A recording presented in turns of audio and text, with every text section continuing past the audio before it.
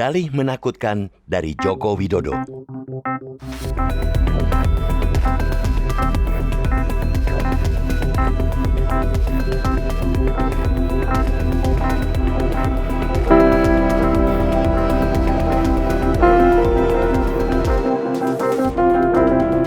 Akan berjalan lancar dan amankah pemilihan umum 2024? Tentu kita harap demikian. Tetapi harapan itu terusik dengan pernyataan Presiden Joko Widodo perihal adanya potensi riak-riak gangguan yang membahayakan bangsa di pesta demokrasi mendatang. Riak-riak yang kemudian dia jadikan alasan untuk cawe-cawe.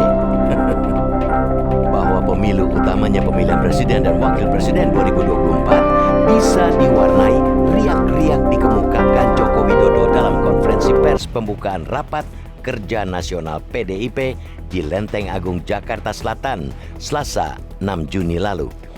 Tidak disebutkan secara detail riak-riak yang dimaksud.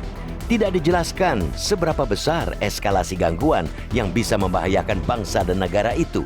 Yang pasti, karena adanya potensi riak-riak, Joko Widodo bersikukuh untuk cawe-cawe di Pilpres 2024. Dia tidak ingin diam saja ketika kontestasi demokrasi untuk transisi kepemimpinan nasional diganggu oleh riak-riak. Dia mengabaikan banjir kritik. Dia bergeming untuk tetap cawe-cawe untuk campur tangan di perhelatan Pilpres 2024. Pernyataan Presiden itu mempertegas inkonsistensi perihal posisinya di Pilpres. Sekira sebulan silam, Joko Widodo menegaskan tidak akan campur tangan karena Pilpres urusan partai politik. Namun dalam pertemuan dengan sejumlah pemimpin redaksi dan konten creator di Istana Kepresidenan Jakarta, Senin 29 Mei lalu, dia membenarkan dirinya cawe-cawe di Pilpres 2024 demi kepentingan nasional. Dia menyebut pentingnya momentum negara dalam 13 tahun ke depan dan menjaga bonus demografi. Seminggu kemudian, saat menerima korps alumni Himpunan Mahasiswa Islam di Istana, Presiden memberikan klarifikasi soal cawe-cawe yang dia maksud.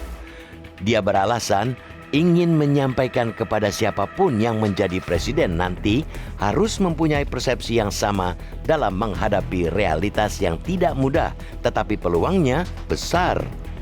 Kini alasan Joko Widodo berubah lagi.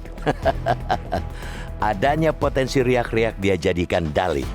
Dalih yang bukan tak mungkin sekadar menjadi pembenaran dirinya cawe-cawe di Pilpres. Sebagai presiden, Joko Widodo semestinya punya dasar kuat ketika menyatakan bahwa pemilu berpotensi ada riak-riak yang membahayakan bangsa. Dia tak boleh asal bicara, pantang pula menjadikan sesuatu untuk melegitimasi sikap dan langkah yang oleh banyak pihak tak bisa diterima. Kalau memang ada riak-riak di Pilpres, sudah menjadi tugas dan kewajiban Presiden mengantisipasi dan mengatasinya secara wajar, tidak berlebihan. Riak-riak bukanlah alasan yang cukup bagi Presiden untuk cawe-cawe terlibat dalam politik praktik di Pilpres, terlebih ketika campur tangan itu dalam bentuk dukungan bagi calon tertentu dan menghalangi calon yang lain. Presiden adalah bapak semua anak bangsa. Dia tak boleh memihak yang ujung-ujungnya merusak demokrasi. Riak-riak di pemilu akan muncul justru jika ada keberpihakan, kalau ada ketidakadilan. Pemilu akan berlangsung lancar dan aman jika penguasa yang masih mengendalikan segala sumber daya dan aparatur negara bersikap netral. Membiarkan kompetisi berlangsung fair, memastikan kontestasi bergulir jujur dan adil, akan menjauhkan pemilu dari riak-riak yang membahayakan.